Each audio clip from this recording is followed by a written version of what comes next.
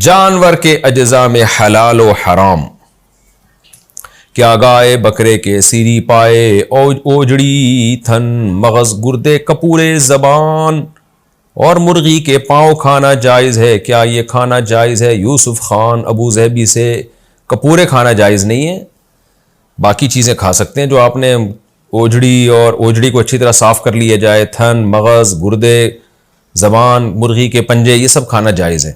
البتہ کپورے جو آپ نے جن باتیں پوچھیں ان میں کپورے کھانا جائز نہیں ہے۔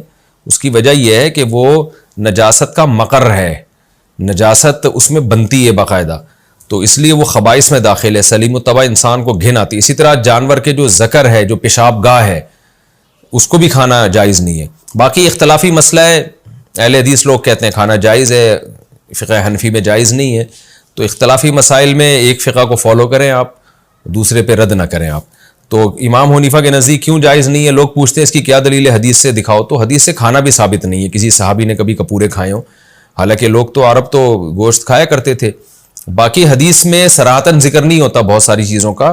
امام حنیفہ نے احتیاط کی بنا پر یہ قول کیا ہے کہ یہ جائز نہیں۔ وجہ اس کی ہے کہ قرآن جگہ جگہ کہتا ہے کہ تم پر خبیث چیزیں حرام ہیں، تو خبائث میں وہ پیشاب گاہ جو جس کو ذکر کہا جاتا ہے، جس سے پیشاب نکل کے باہر آتا ہے، تو یہ چیزیں انسانوں کے کھانے کی نہیں ہیں، یہ بھی سلیم الطبع لوگ ان سے بھی گھن کھاتے ہیں۔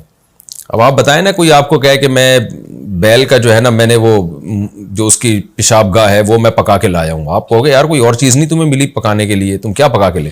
سلیم الطبع انسان جس کی طبیعت میں سلامتی، وہ کہتا ہے یہ ہم اس کو، یعنی کیونکہ نجاست کا مقر ہے یہ چیزیں، نجاست یہاں بنتی ہے، تیار ہوتی ہے، یہی رہتی ہے، تو مسانے میں یا اس طرح کی جو چیزیں ہیں ان کے کھانے کو اس لیے ناپسندیدہ قرار دیا گیا، تو مکروہ تحریمی ہے۔